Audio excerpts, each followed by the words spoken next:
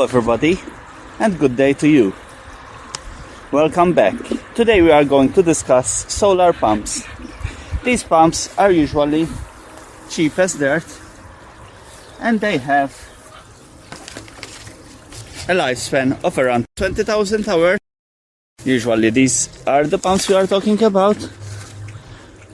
This is a damaged one which doesn't work anymore, so I've kept it just for parts in case we need any parts someday. So the connector, there are various connectors typed to the solar panel, but this one is like this. Usually it is sealed with a screw and a washer inside, so it's very waterproof. They usually have a lifespan of 20,000 hours, and they are easy to find online.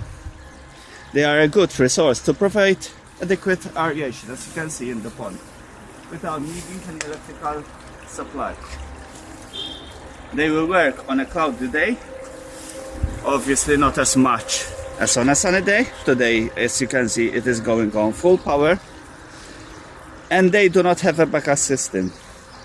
So the pump will usually work only during the day. They don't have any battery, nothing. So it works when the sun is out. The cable from the solar panel to the pump is long enough. It is around 2 meters to support a large pond. There are different types of solar panels. Some come with a stand at the back or without, just like mine, which has to be positioned angled on an object.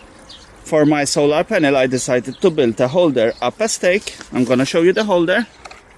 It's just a spring, and we take it off. This is this holder. I built it myself with a bit of pop rivets and a bit of flat bars for the shelves. And this is a spring to hold it tight. It won't budge like this. And I put it on a stake, so there won't be any objects which will cover the panel, such as grass, etc. As the solar panel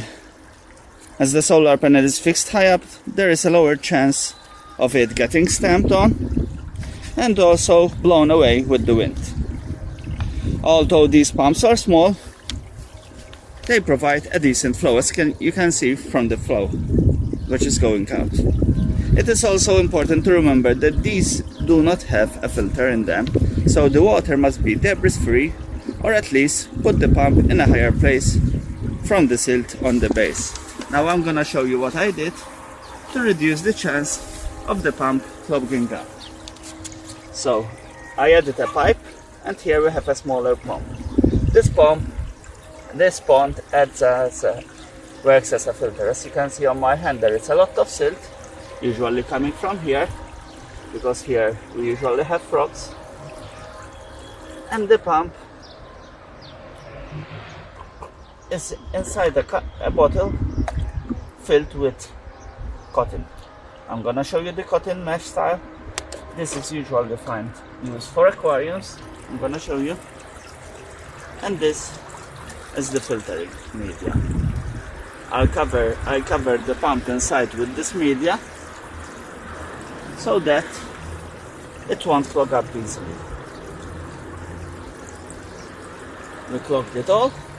It's all around of it, even on top, and so this acts as a filter, and there is little chance of it clogging up. Hope you enjoyed this video. If so, subscribe and give us a thumbs up.